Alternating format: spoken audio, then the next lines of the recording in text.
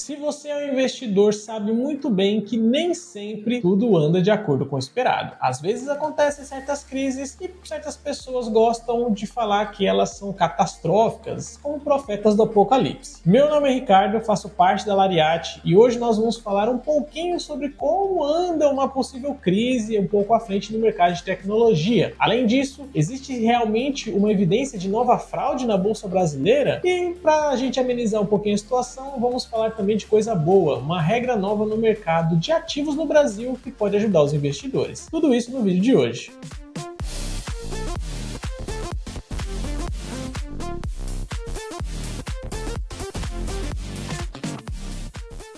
Você que tem o seu patrimônio todo aqui no Brasil já ficou com inveja dos ETFs que existem lá fora, pagando bons dividendos? Bom, fica tranquilo que talvez isso mude em breve. E a notícia é exatamente essa. A partir de agora, dentro da B3, os ETFs listados também vão poder fazer pagamentos de dividendos. Mas vamos colocar todo mundo na mesma página primeiro, para depois a gente comentar um pouquinho sobre. ETF é uma sigla em inglês que significa Exchange Traded Funds. E se a gente for traduzir de uma maneira mais compreensível, é um fundo que está atrelado a algum índice econômico. Isso significa que os gestores desse fundo, eles vão criar uma carteira seguindo as mesmas proporções dos ativos em determinado índice. E a melhor parte é que eles não precisam simplesmente estar indexados a algo como um Ibovespa, um S&P 500 ou um IFIX da vida. Os ETFs, principalmente lá nos Estados Unidos, eles muitas vezes são quase que temáticos, como por exemplo, tendo todas as maiores empresas de fabricação têxtil ou das maiores empresas de alimentos. Então esses índices, eles não precisam refletir necessariamente algum indicador muito específico. Eles podem ser mais variados e amplos. Inclusive, uma ideia que já foi implementada lá fora é ter um ETF de grandes pagadores de dividendos. Eu acho que aí você já entendeu mais ou menos onde eu quero chegar. Isso vai ampliar um pouco as opções no mercado brasileiro, uma vez que se você tivesse interesse nesse tipo de aplicação aqui no Brasil, não tinha como. Os ETFs não poderiam fazer pagamentos de dividendos até a última decisão, sendo que para você fazer a aquisição de algum ativo nesse molde, teria que ir direto para o mercado internacional. Mas aí você vai me perguntar, quais são as reais diferenças ou até vantagens de se investir num ETF e não num fundo tradicional? Uma das primeiras vantagens é que investir em ETF é uma forma mais simples de você aumentar a diversificação da sua carteira. Como os gestores vão fazer o investimento num índice determinado, você não precisa se preocupar tanto com o balanceamento num determinado setor, por exemplo. Você pode pegar umas empresas que são do setor alimentício e você pode colocar ali um ETF no lugar dele e você distribui o seu risco da maneira que acha mais interessante. Lembrando que é muito importante você conhecer as empresas que fazem parte daquele índice. Não adianta você simplesmente investir só em ETFs achando que os caras que vão ter que resolver esse problema. No final das contas, é o seu patrimônio e renda variável, ela varia. Significa que existem riscos atrelados a esse tipo de operação. Outro benefício bastante interessante fica com relação ao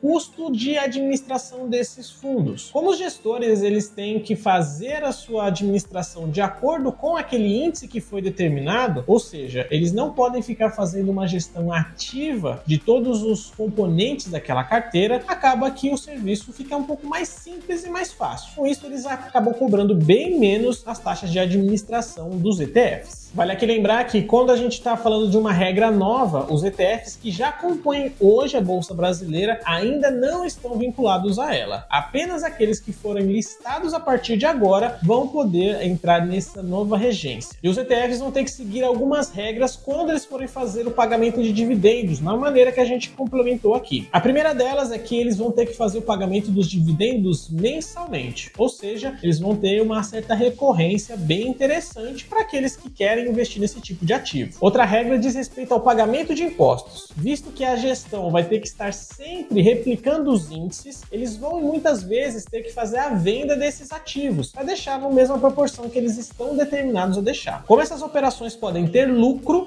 eles vão ser obrigados a pagar 15% em cima dos lucros de venda dessas operações. Mas aí eu deixo a pergunta para você. Está interessado nesse tipo de investimento? Acha que os ETFs vão fazer sucesso aqui no Brasil depois disso? Manda pra gente nos comentários.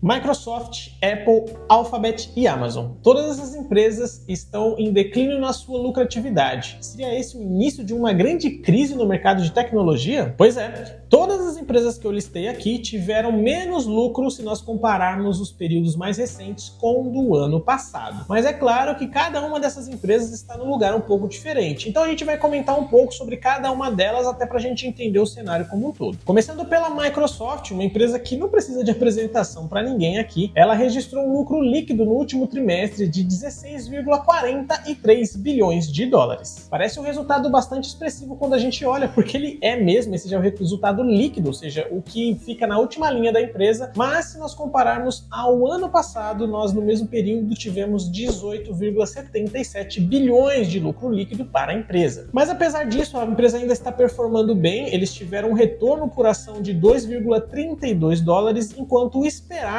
para esse período era de 2,29. Apesar do lucro deles estarem abaixo do que estava sendo esperado, ou até mesmo abaixo do que foi ano passado, eles ainda tiveram um retorno acima do esperado para o investidor. As receitas deles, que chegaram a 52,75 bilhões, acabaram sendo um crescimento de 2% com relação ao último período, que é o menor crescimento que eles tiveram desde 2016. Aí a gente explica um pouquinho do porquê que o retorno para o investidor foi maior, apesar do lucro ter caído. E dentro desse cenário se destaca bastante o Cloud Service da Microsoft, foi uma das suas maiores receitas, e consiste naquele serviço de gerar infraestrutura para outras empresas, sejam elas de tecnologia ou até mesmo empresas de qualquer outro setor. Hoje em dia é muito difícil uma empresa não ter um setor de tecnologia envolvido nas suas operações. Outra coisa que foi destaque na Microsoft é que eles entraram nessa onda de demissões. Eles declararam que até o final de março eles vão demitir até 10 mil funcionários. Claro que eles vão falando que isso está sendo uma reestruturação, que outras áreas vão acabar contratando e coisas assim, mas a gente sabe que no geral o setor de tecnologia está fazendo esse movimento de enxutar o seu operacional e fazendo isso através de pessoal principalmente. Mas apesar de todo esse barulho, a Microsoft ainda está bastante estável no seu operacional, até porque a sua dívida ela é bem controlada, então eles não devem encontrar grandes problemas por aí. Agora, quem não teve uma descida nada suave foi a Amazon. A empresa teve uma diminuição na sua lucratividade de 99,8%, chegando a um resultado de 278 milhões de dólares. Apesar do número ser muito expressivo e bastante assustador para quem está olhando, o mercado acabou precificando isso com 4% de queda nas ações no dia que foi anunciado esse resultado. A empresa registrou quedas em algumas linhas de negócio, mas o que ficou bastante evidente para esse resultado negativo foi o seu operacional. No quarto trimestre de 2021, ele sai com um operacional de 3,5 bilhões, para no último trimestre comparativo do ano passado fechar em 2,7. Isso sem contar o registro anual. E eles seguem também a mesma lógica das empresas de tecnologia, anunciando 18 mil demissões. Lembrando que lá nos Estados Unidos, a Amazon é uma grande empregadora, porque ela tem vários segmentos de atuação. Então é bom ficar de olho nos próximos movimentos da empresa para entender como eles vão melhorar esse operacional daqui em diante. O pessoal da maçã não são ilesos dessa derrapada. Apesar de registrar 30 bilhões de lucro líquido, a Apple também teve um decréscimo no seu lucro de 13% aproximadamente. Apesar da expectativa de receita de 121,1 bilhões de dólares, ela conseguiu chegar apenas no 117,2. A empresa hoje conta com 3 linhas de negócio principais, sendo elas as vendas de computadores, telefones e a prestação de serviços, sendo que a maior defasagem que eles tiveram foi justamente nesses dois primeiros, na venda de computadores e celulares, que somados chegaram a uma diminuição aí no rendimento de 4 bilhões em relação às projeções feitas. Aparentemente o pessoal não está comprando novos MacBooks nem iPhones, então a galera da Apple também não está conseguindo lucrar tanto quanto esperava. E para nós fecharmos aqui o nosso banho de sangue, a Alphabet, que é a controladora da Google, registrou uma queda na sua lucratividade de 34%. A gigante da tecnologia, que registrou no último trimestre 13,62 bilhões de dólares de lucro, ficou bem abaixo do seu último resultado, que foi de 20 bilhões,64. Então a gente vê que teve uma queda bem significativa. expectativa. As estimativas de receita com marketing relacionados ao YouTube estava próximo da casa dos 8,5 bilhões, mas fechou bem abaixo disso, só com 7,9. Já as operações referentes a cloud service, que são serviços bem parecidos com o que a Microsoft tem, mas agora da Google com outras estruturas, ficou bem mais próximo daquilo que foi estimado. A expectativa era de 7,4 de receita,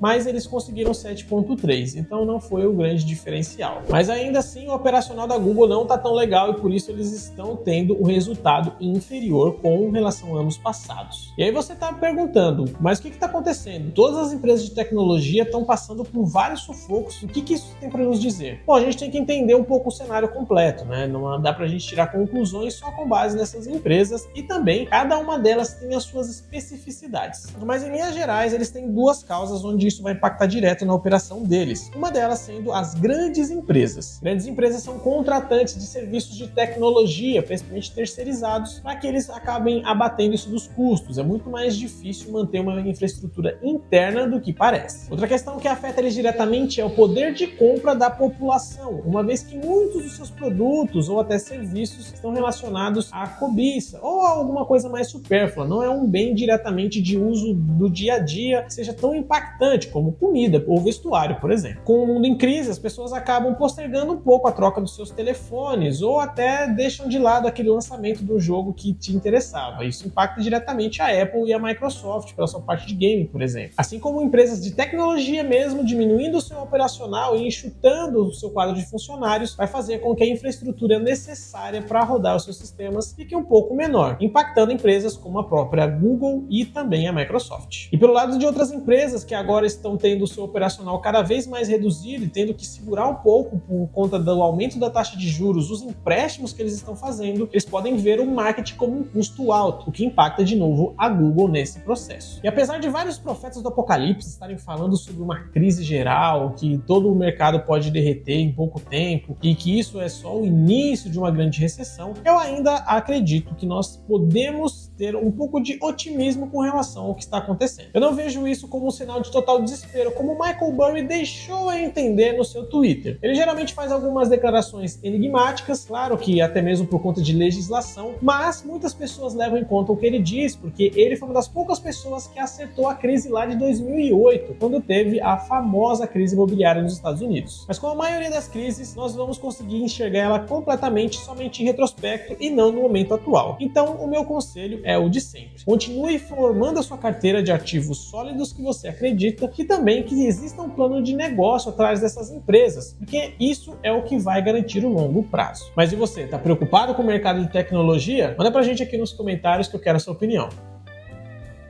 E se você gosta desse conteúdo, não deixe de se inscrever nesse canal, porque nós trazemos vídeos como esse toda semana, além de outros conteúdos relacionados à avaliação de empresas, entender um pouco mais do seu plano de negócio e também de como elas operam. Então, deixa aquele like, comente sempre, porque a sua opinião aqui é muito bem-vinda e nos acompanhe nas redes sociais.